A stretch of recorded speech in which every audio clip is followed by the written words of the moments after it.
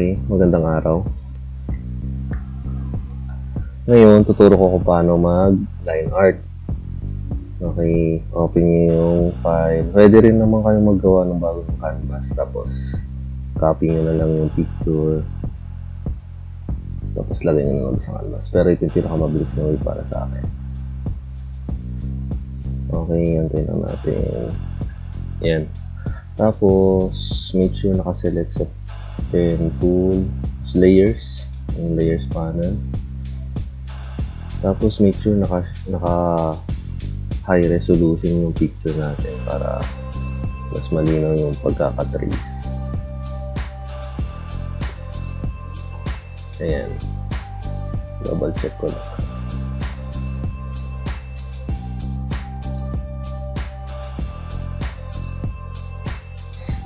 Okay, wait lang. Ayan.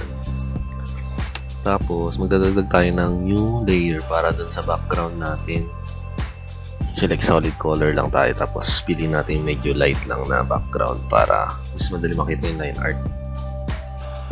Yung step na ito, parang introduction lang kasi yung iba marunong na hindi na kailangang sundan.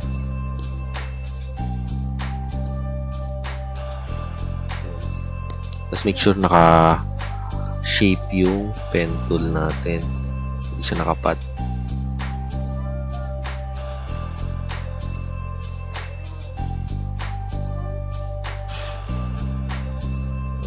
Click lang. Medyo pagsayawin lang natin yung pen tool para mag-curve siya. Tapos pag sa Windows na laptop, click nyo lang yung control tapos click yung dulo ng anchor point para maputol yung path.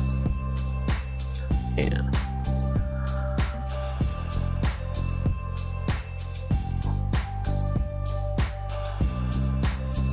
Tapos Control Alt Z lang kapag gusto niyo mag-undo.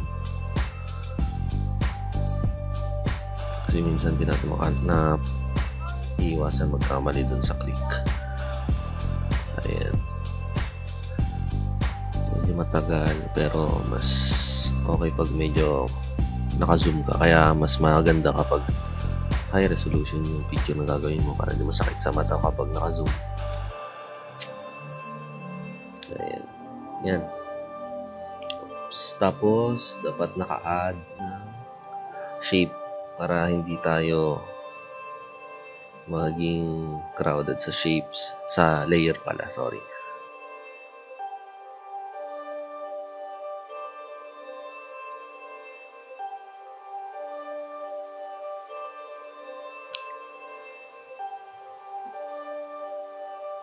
Okay, ayan. Tapos, dito sa susunod na part, medyo bibilisan ko na lang kasi masyadong haba tong video. Basta ganyan lang, susundan mo lang siya. Tapos, hanggang sa makuha mo lahat ng mga dark parts. Okay. Ayan, tapos, make sure matapos natin yung video para makita natin kung ano yung resulta no ginawa natin. So, yun lang. Maraming salamat sa panonood.